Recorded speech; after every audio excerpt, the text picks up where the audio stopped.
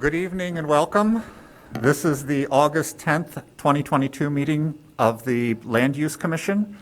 The City Code directs this body to hear applications for map and text amendments, special uses including plan developments, zoning relief, and appeals from decisions of the zoning administrator, as well as to make recommendations regarding the city's long-term planning goals and objectives.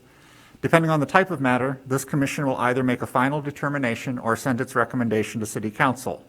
Ms. Jones, would you please call the roll? Commissioner Aravallo? Here. Commissioner Halleck? Here. Commissioner Cullen? Commissioner Westerberg? Here. Commissioner Mordinchev? Here. Commissioner Johnson? Here. Commissioner Linwall? Here. Commissioner Hugo? Here. Commissioner Puctel? And Chair Rogers. Here. With 8 members present, we do have a quorum. Also present tonight from city staff are Neighborhood and Land Use Planner Megan Jones, Planning Manager Liz Williams, and Assistant City Attorney Brian George. This is a formal hearing and there are rules that govern our proceedings. Most importantly, only one person speaks at a time, so all testimony may be accurately recorded. Anyone who wishes to address the commission regarding any matter on tonight's agenda will have the opportunity to do so at the appropriate time. If there are a large number of persons signed up to comment, our rules grant the chair the right to limit the amount of time for each person to speak. Commissioners may ask questions at any time. Our procedure is to hear from the staff on the documents on file and then receive testimony and other evidence from the applicant or appellant. After that, persons wishing to make a statement regarding the matter will have a chance to do so. Any person with a legal interest in property located within the defined notification requirements of the subject property may present evidence, reasonably question witnesses, or seek a continuance of the hearing. When all supporting and opposing testimony and statements have been heard, the applicant or appellant will be given the opportunity for rebuttal or a closing statement. Then the commission will close the record and begin deliberations to consider the standards. The commission will make formal findings of fact based on the testimony and evidence presented, guided by the standards, the commissioner's knowledge of our community, and the recommendations of staff. All testimony is taken under oath. Although we do not apply the strict rules of evidence, please limit your testimony to the proposal as it relates to the standards contained in the zoning ordinance and corresponding staff memorandum. When testifying, state your name and address for the record and sign in on the public comment sheet. Our meetings are audio and video recorded. Please make sure that you are at a microphone when asking questions or making statements so that you can be properly recorded. All proceedings are subject to broadcast at a later date. Any matter not concluded at tonight's hearing will be continued to our next regularly scheduled meeting. We do have 3 items on the agenda this evening, and I'll get to that in a moment because 2 of them are going to be moved off of the agenda for various reasons. The first item that we do have, though, is the approval of our meeting minutes from July 13th, 2022. Has everyone had a chance to review those, and is there a motion for approval? I'll make a motion to, well, actually, I'm not sure which comes first. I have a minor correction on the top of page 3. When I was speaking, the record shows that it was called B2, and it should be B1A because that's the underlying zoning. And I may have misspoken, but I think that just for clarity, we should change that. And with that change, I move to approve the minutes. Moved by Westerberg. Is there a second? I'll second. I'm sorry. Westerberg will Moved by Lindwall. Seconded by Westerberg. Is there any further discussion? Hearing none, would you please take the roll? Commissioner Aravallo? Abstain. Commissioner Halleck? Yes. Commissioner Westerberg? Yes. Commissioner Mordinchev? Yes. Commissioner Johnson? Yes. Commissioner Linwall? Yes. Commissioner Hugo? Abstain. And Chair Rogers. Yes.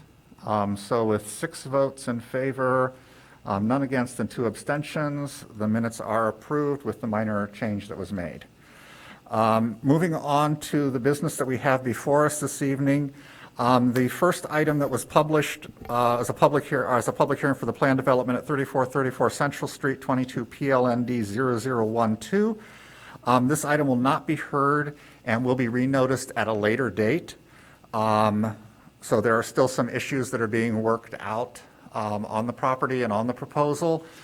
So rather than continue to a specific date, staff will be renoticing it. and new postcards will be sent out to everyone who's within the defined space, which is that a 500-foot or 1,000 For foot? this one, 500. Within 500 feet, everybody who lives there should get a new postcard when this comes before us again. So with that, I will ask if there is a motion to pull this from the agenda and allow staff to renotice it when all the information is collected. I move that this be removed from the agenda and then re-noticed when the application has been resubmitted and is complete. It's been moved by Lindwall. Is there a second? I'll second. Second by Westerberg. Any further discussion? Hearing none. I don't need a roll call, do I? I don't believe so, no. All those in favor, please say aye. Aye. Aye. Any opposed?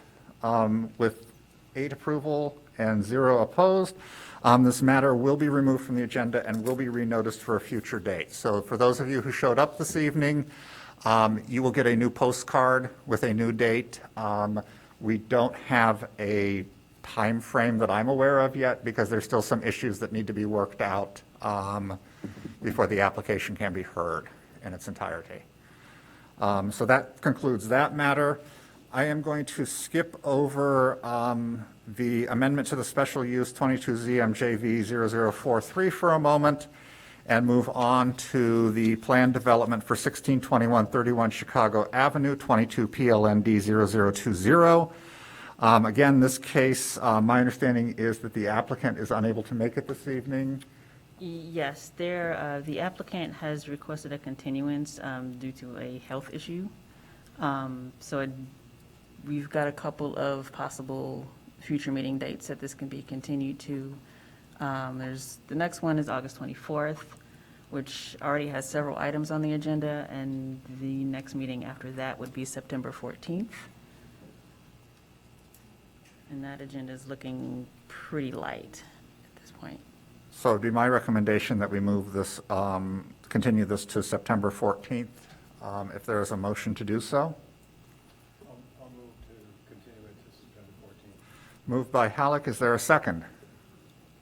Second. Second by Lindwall. Any further discussion? Hearing none. All those in favor, please say aye. Aye. Any opposed? So with 8 in favor and none opposed, this matter will be continued to our September 14th meeting. For those of you who came out for this case, this will not be renoticed. Since it is a continuation, this is the notice of that matter. You have a question? I do have a question. If you'd step up, please, and just, Hi, my name is Becky DeVerne, and I live at 1635 Hinman, right across from the development.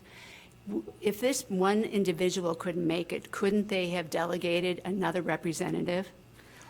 We were all out here for this reason, and we won't even be notified again by postcard? that's correct. That doesn't sound right. So it's our policy that when a case is continued, we do not renotice because quite often there isn't enough time in between the date which we continue it to, which is typically our next meeting, which is typically 2 weeks away, which doesn't give enough time for staff to notice. And so according to our policies, and I don't know if it's in the ordinance specifically, but our policy has always been that this is our notice of the continuation and that a new postcard will not be issued. The reason the postcard is being issued in the first one is because it's being resubmitted with different information potentially. And on my first concern, couldn't they have another representative? That is their issue. They're allowed to ask for a continuance, and we are allowed to grant it, which we have.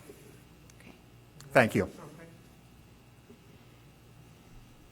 I wonder if this is a delaying tactic to have fewer people I present. don't want to get into speculating it, but why we had- things are. If someone we tells had me a they need a meeting. continuation because of a health reason, we will grant it. Very well. I think the non-notification is an issue. All right, thank you. Hi, when did they ask for a continuation? This afternoon is my understanding. Are there any laws regarding that in terms of when they need to ask for one?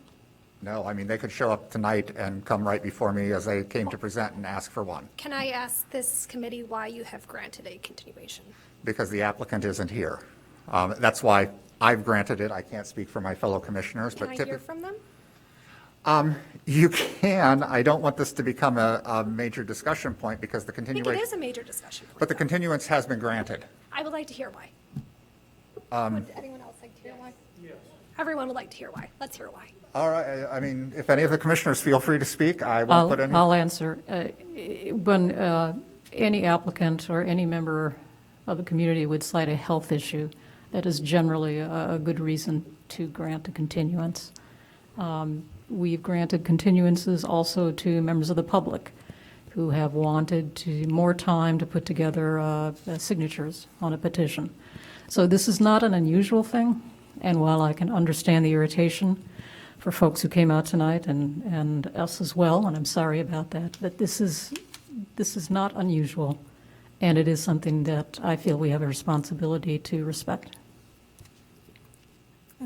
I will just also chime in. It's very important in the course of these hearings that we hear the presentation from the applicant and have an ability to ask the applicant questions about the proposal, in addition to hearing, obviously, from the affected public. So I don't think we could have a fair hearing without the applicant present. And, it would be the choice of the applicant if, and typically the applicants do want to make their own case before the commission rather than relying on maybe their architect or an engineer who may not have all of the details. So that's the main reason. If I could ask to put something on the record in relation to this.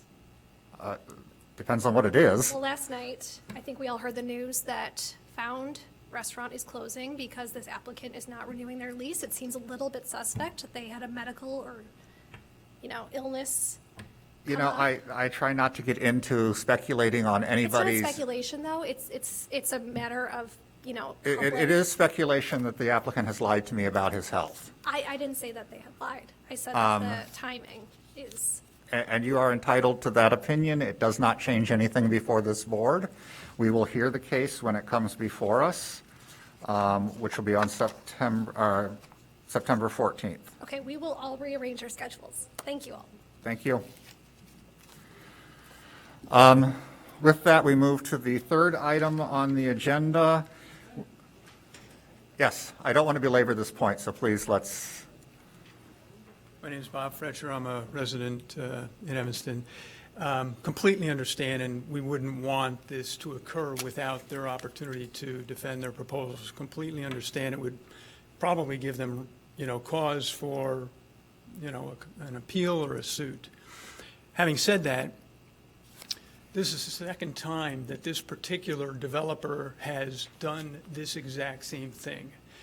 We had a situation probably about 2 years ago, I can get the specifics if you like, when very shortly after our package being submitted with all of our written objections on a Friday, the Monday meeting was canceled again at the last minute because the applicant did not appear. Don't know why, but this is now a pattern. And so I just want to note that you're going to hear a lot of frustration from residents of the community. I know there are 5 of the 10 who are already somewhat familiar with this particular site. Similar developments may not be identical to this one and this particular developer. And so I would ask you to be understanding of the frustration that you're hearing and will hear. Thank you. Thank you. And typically, our procedure is that one continuation is granted. When multiple continuances are sought, then we are less hesitant to grant them. But in this particular case, it has been moved and it has been approved. So this case will be continued until September 14th. Chair, I just have one comment, because I think we all understand the frustration. I get that. But is there anything that can be instituted as a policy that says, look, we understand there are emergencies, but we want, if there's going to be a move, a change in the date, notify us 24 hours ahead of time. So all these people, don't have to change their schedules, or they can adapt their schedules a little easier. I'm just asking if there could be I don't even know if it's a policy, but a strong suggestion that we understand there's emergencies, but we want to know if you're going to appear at least 24 hours before the scheduled time. Like I said, I think that's fine to ask. The problem is, number one, if we are notified, we don't know which neighbors are showing up. We don't have a way to necessarily communicate with them. Yeah, no, I understand. So we'll never reach that. I got a notice on my phone because I'm on this committee that was being canceled, and I looked at it honestly 15 minutes before. So it was 6:45 when I saw this. So not everybody looks at their phone as often as I do. Right. But that's the issue, that just for the convenience of residents. And That's all. I fully understand that we don't have a great system for communicating to residents. Because there could be other reasons besides health, There which could I be. understand. There could be. Here's And- something. One more, and then I'm moving Let on. me just say this. Several of us signed up to speak at this meeting in advance. Why couldn't we be notified by email of the cancellation of this meeting? And that's something I'll throw to staff if you want to It seems to me institute that wouldn't be as a hard thing to policy. institute. I don't have that I don't have that understand it's not ability. your call. So, no, I'm talking to staff right now. Okay, And so that's fine. I mean, that would help. Ms. Williams? Thank you, Chair Rogers. We're happy to look into that as a policy moving forward to help with information sharing. But as was mentioned, the commission decides during the meeting whether or not to continue an item, so we can notify folks that there's been a request, but we don't ultimately make that call. That's your call to make. So it may be premature to notify folks that something's been continued because it is, like I said, your call. So, but if a request comes in, we could certainly look into that as a policy moving forward. Thank you. Moving on to the item, which is an amendment to the special use at 619 Howard 22 ZMJV 0043. Because I have been involved in this project long before I joined this board when they initially did their special use and advised them during that time, I am recusing myself from this matter in order to prevent any potential view that I am somehow biased in this matter. I know the applicants, but I don't think that would matter. But I do want to just, since we do have a full board almost, I can recuse myself from this matter. And because the vice chair is not here, Mr. Patel is not here, I'm going to make a nomination that Commissioner Lindwall step in as chair for the remainder of this meeting. If there is a second. I'll second. It's been moved and seconded. Any further discussion? Hearing none. All those in favor, please say aye. Aye. Aye. Any opposed? So by a vote to 8-0, I will now hand the chair over to Commissioner Lindwall. Okay, thank you. I believe the first item is to read the matter into the record. Who's doing that one? I can actually do that. Okay. 1 second.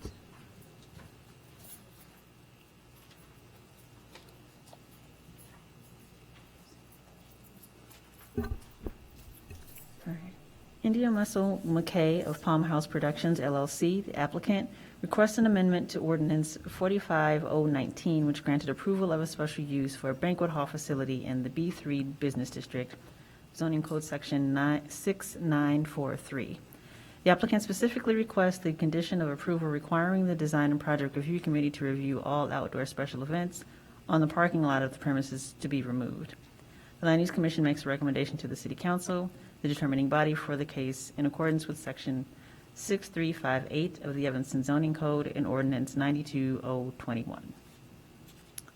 Okay, and then does staff go? I think staff goes first, right, in terms of explaining the the request or the, Sure, I'd be happy. Liz Williams, Planning Manager for the City of Evanston.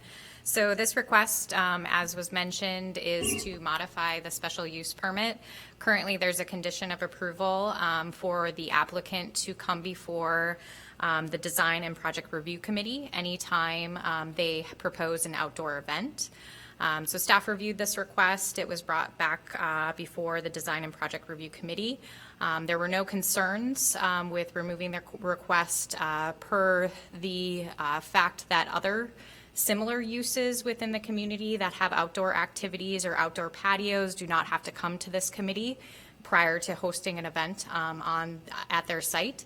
So that was one of the rationales used in the recommendation to this body. Happy to ask or answer any questions that you may have this evening. commissioners? What was the reason for the condition originally? I think this condition was placed on the special use pre-COVID in an attempt to just ensure that there were no incompatibilities between the neighboring properties and to address any concerns that might come up on a case-by-case basis. With that said, post-COVID, I think we're in a completely different environment where this type of outdoor activity is sought from a public health standpoint. And it's my understanding, and perhaps the applicant can speak to this a little bit more, that this is a frequent request that they have of events where it could be indoor and outdoor to help with those concerns from folks that are requesting to use their facility. I have a question. If there is this site or any site like at Open Air, if there is a violation, noise, too many people, I don't know, who solves that? Where does it go to? The police? Typically, the police department would be called in those instances. Sometimes staff in our office is notified through 311, which is the city's call center for, any questions or concerns that residents may have. And we would address those. The police obviously would be immediate, where staff, it may be a little bit of a delay to get back to folks that have reached out to us. To my knowledge, to date, we have not received any complaints from any neighboring properties or neighboring owners or anyone related to this facility, which was another reason why staff felt it was appropriate to recommend this Another condition be question, removed. parking. They're taking away, if you have an outdoor event, you take away parking in the area that the outdoor event is happening. So where does that parking go? So I'm going to ask the applicant to speak to this in a little more detail, but my understanding is that they do seek parking off-site in an alternate location, and they have arrangements for that for their event facilities, or their events. Commissioner Alvarado? Yeah, I guess the question that I would have is, in the original submittal, in order to grant them permission to have this type of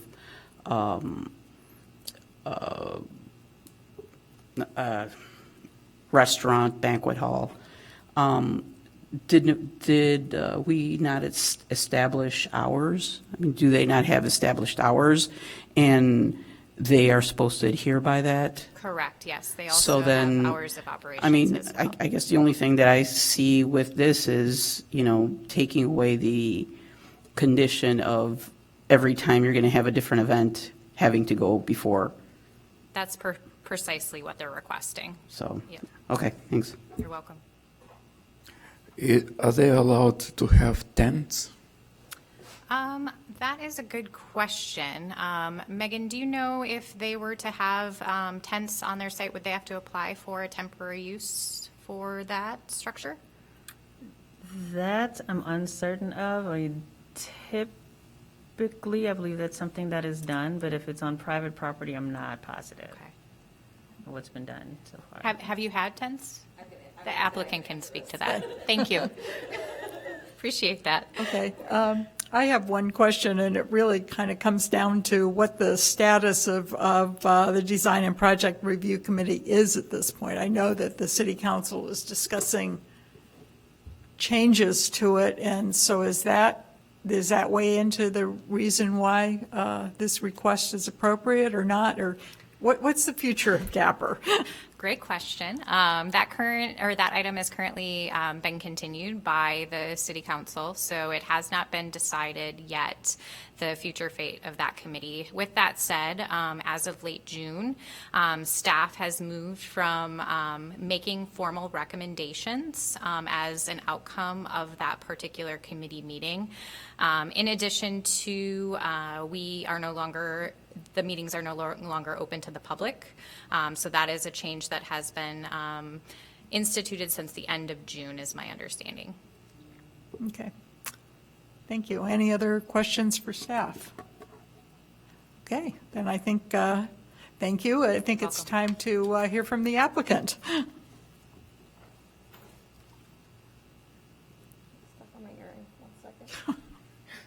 Hi, my name is India Mazel McKay. I'm one of the owners of Palm House with my mom, Debbie Evans, and my brother, Yannick Evans, who both couldn't be here tonight. We also own Peckish Pig Restaurant and Brewery right across the street. When we first applied for special use as a banquet hall in this space, we were one of a number of applicants for the banquet hall special use. And we were informed of the staff that in order to kind of even the playing field in the amount of applicants for the special use of banquet hall, that they wanted this stipulation at the time. I know another one of the applicants was neighboring, like, very residential homes at the time, and they were concerned about multiple people applying for the banquet hall use. We've been open since June of last year now, but we have had a tent. We had the mashup last year at Palm House, and they did tent for that. We have operated the same way that Peckish does, or any other space that is open to the public, where we still apply for the tent permit, and the fire inspector still has to come and check it out. All of those kind of similar things. As far as parking goes, we rent an additional lot 2 blocks east of us that has 22 spaces in it from a different Evanston business that's closed at night, Vision 2020. And then also the auto body shop near us. We've had valet use them before in the past. We encourage all of the events basically to use valet or shuttle service or one of the lots. What we're seeing now, especially in the time of COVID, is that it may not be that a lot of our requests are weddings and bar mitzvahs, things like that. And it's not necessarily that they want to have like an all outdoor event till midnight type thing. It's mostly like, I want to have cocktail hour outside. I want to have a ceremony outside. Or even right now the stipulation is if we have 2 glass garage doors that were approved to be put in last fall, and they want us to go to Dapper to just open the garage doors, even if we don't have outside events. So this use or this change to the stipulation would allow us to have the garage doors open or to have some of those events. We still follow by the hours stated in the noise ordinance, where it's 11 on the weekends and 10 on the weekdays. And like I said, most of our events don't want to be out at night. It's more of like sometime between 4 and 8, they want to have outdoor use. But we've been in front of Dapper a couple times as well for event usage, our 1-year anniversary party, for a couple weddings, for the mashup last year. And we have kind of discussed trash with them. Like if we have an event that needs extra trash pickups, we make sure that those are paid for and scheduled, and kind of encouraging the valet and shuttle to kind of alleviate any of those concerns. But right now we're seeing that because we don't have outside space usage, we're losing business. And that's kind of the biggest concern right now, is that people, especially in the time of COVID, want that access. So if you have any questions for me, I'm here. Anyone the have room's questions? emptied out.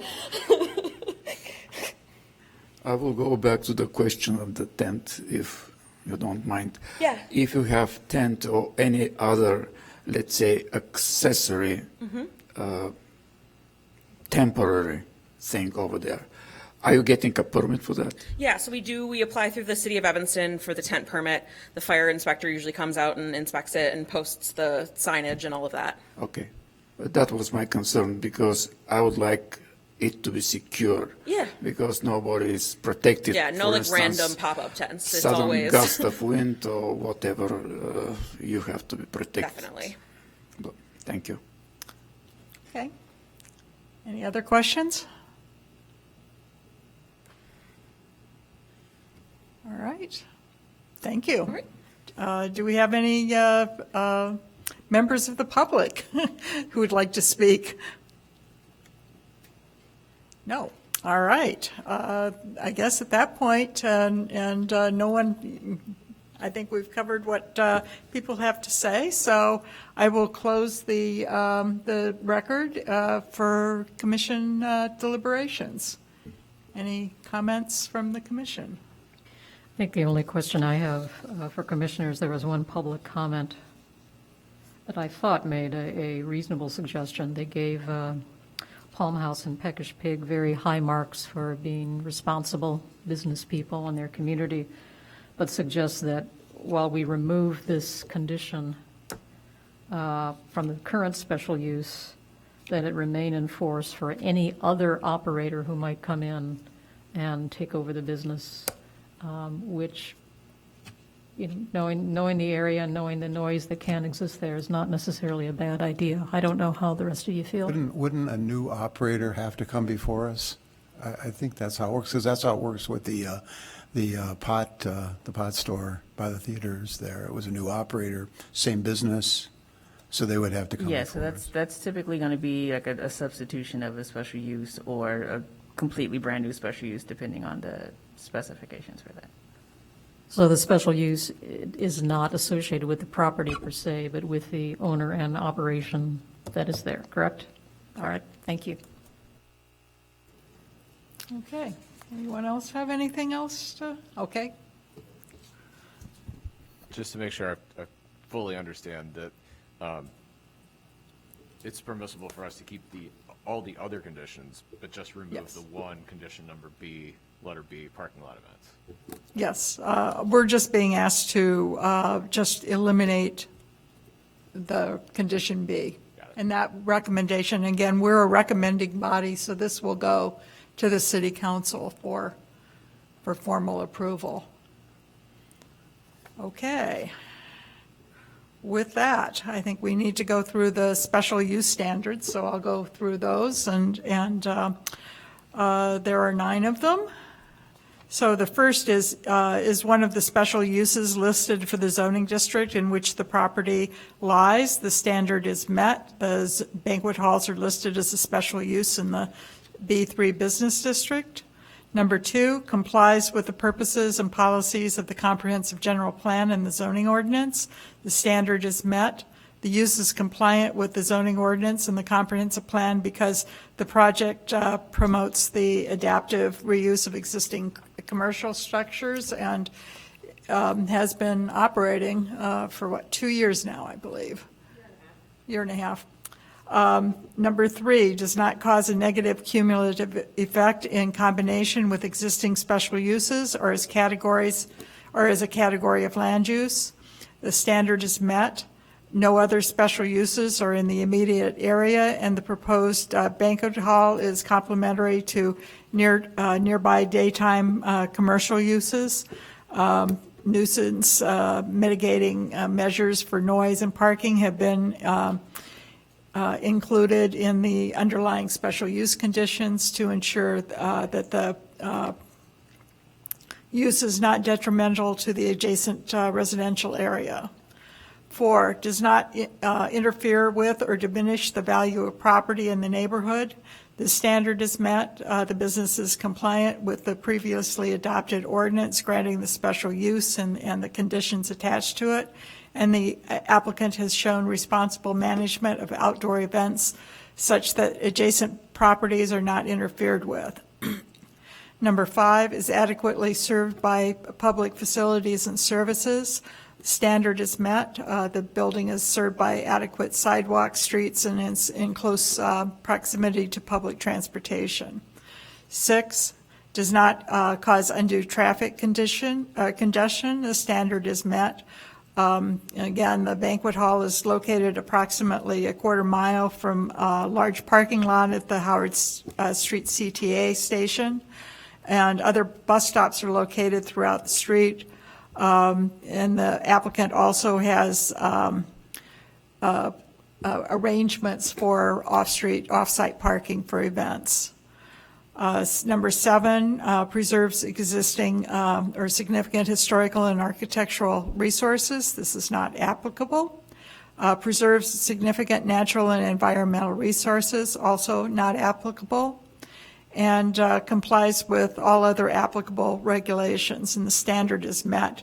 The project complies with all other applicable regulations, and as the applicant has testified, they do get their tent permits and otherwise adhere to, other city regulations. So, are you guys all is commission in agreement with these findings? All right. In that case, I believe we need a motion.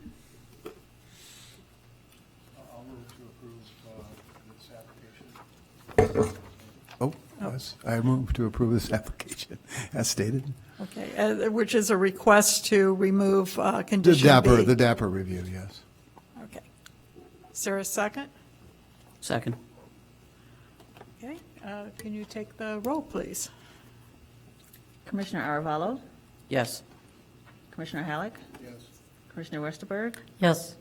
Commissioner Mordinchev, Yes. Commissioner Johnson, Commissioner Hugo, Yes. and Chair Linwall. Yes. Okay. Congratulations. Good luck at the city council. All right, the next item on the agenda is communication, or do we have any communications? No communications at this time. Okay, and we don't have any public, so I guess public comment is not going to happen this evening either. So the final item is a motion for adjournment. I'll move to adjourn. Moved by Westerberg. Is there a second? Who seconded? Second. Okay, thank you. Seconded by Arevalo, and I think this can be done as a voice vote. So all in favor, please say aye. Aye. Aye. Thank you.